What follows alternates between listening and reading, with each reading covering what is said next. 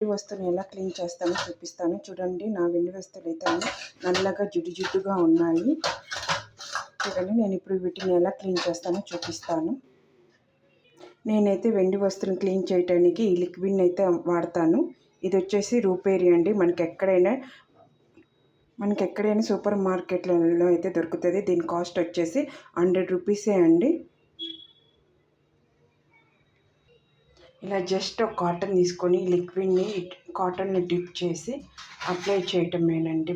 ఎక్కడెక్కడైతే జిడ్డుగా ఉందో అక్కడంతా.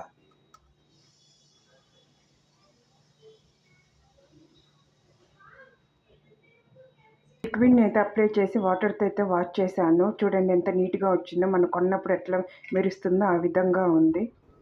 ఎంత బాగా క్లీన్ అయిపోయాయో. జస్ట్ ఆ లిక్విడ్ని అప్లై చేసి వాష్ చేయటమే. ఈ వీడియో కానీ మీకు నచ్చినట్లయితే లైక్ చేయండి, షేర్ చేయండి, సబ్స్క్రైబ్ చేసుకోండి.